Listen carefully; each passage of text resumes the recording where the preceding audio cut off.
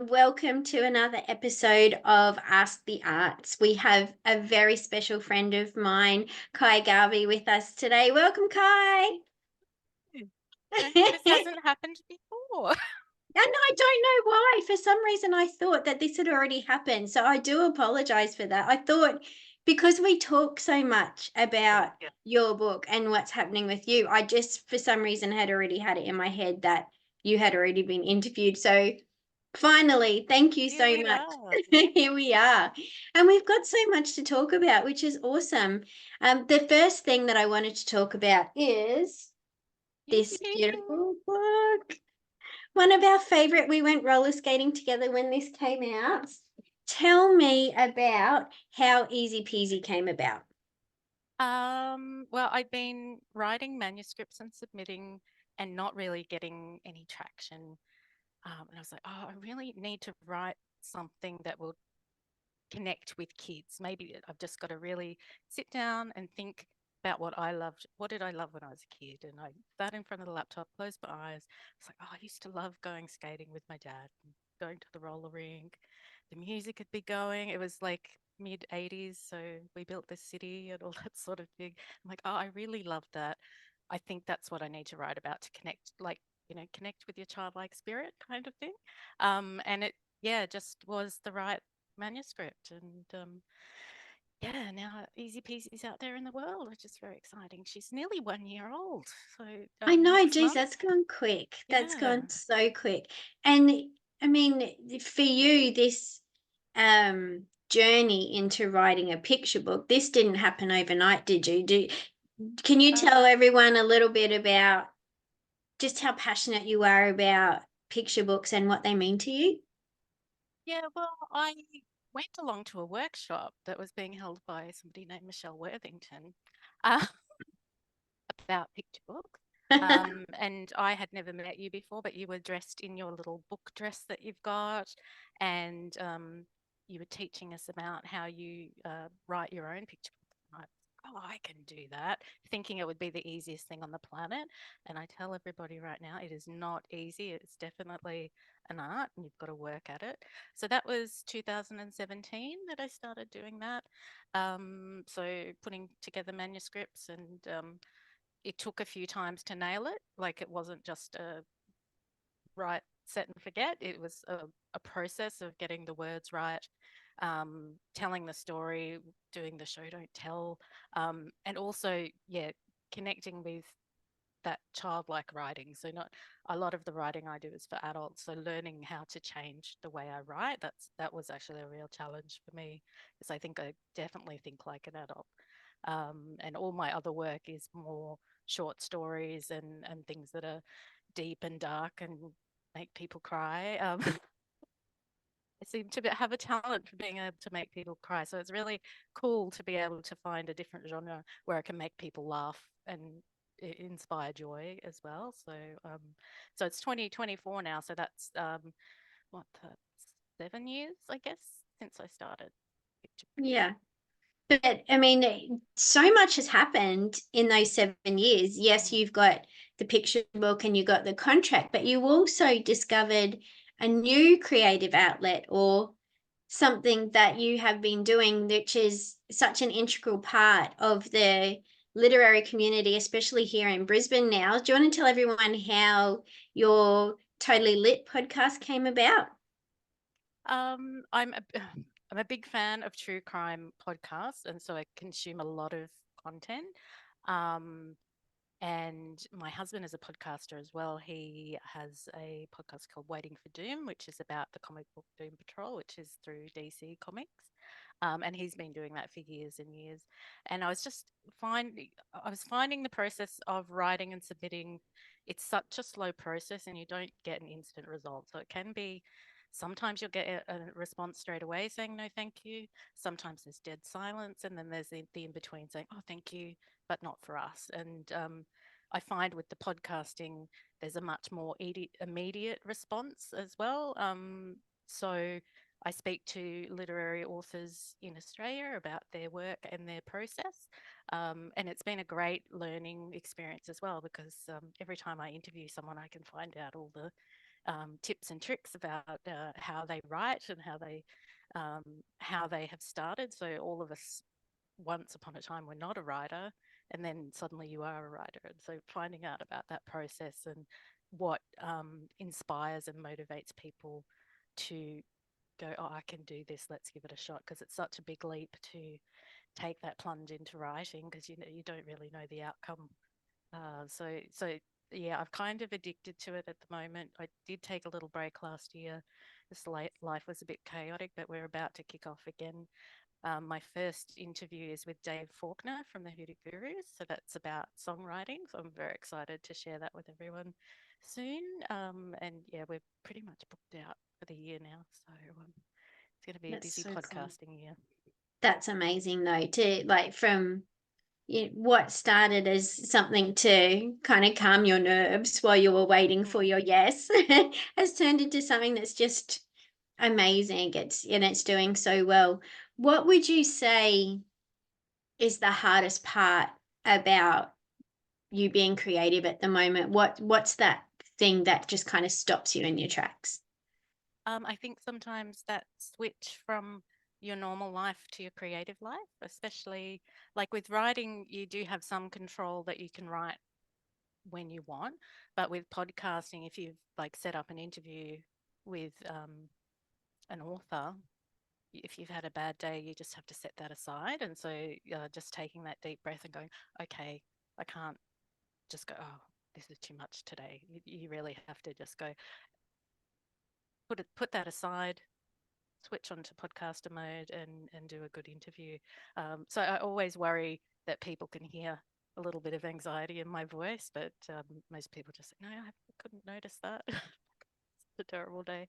Um, I think, yeah, when you're working full time and you're caring for a family and, things like, oh, there might be somebody spilt milk in the kitchen, and but then you've got to just sit down and go, okay, that milk can stay there for a minute while we deal with this. And they're usually the chats are always so enjoyable, though it actually is a real asset to my life that I've got like something positive that's happening, and you walk away feeling really good, and that's good for your family and everyone else if you can it lifts your spirits.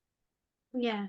I mean, so many people that we talk to who haven't taken that next step and written the manuscript, started the podcast, a lot of them say that they're waiting for the perfect time, or they're waiting for, you know, a clear path to be ahead of them. What would you say to those people who are waiting for the perfect time before they start to be creative?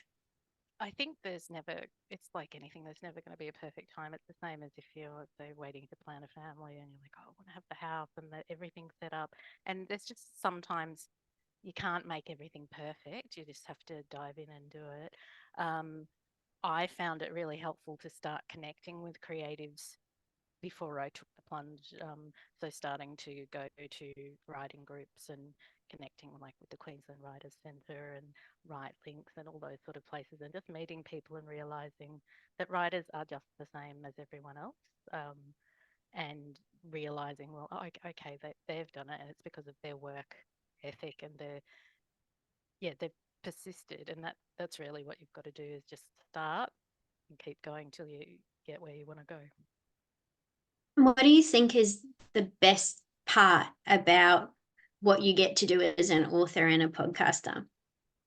Um, just the people. Like I'm connecting with people I would never have imagined, and that is really cool. And getting the feedback, like when you do an interview with a great author and they say, "Gee, you asked some good questions. I really enjoyed that." Like you feel good from that.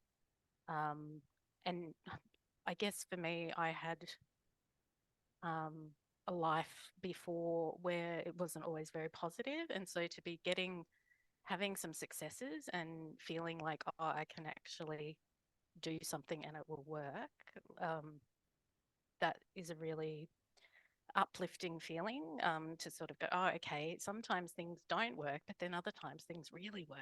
So you have to jump in and do it, because you just miss out if you don't take that step and try something. You're never going to find out what you can do.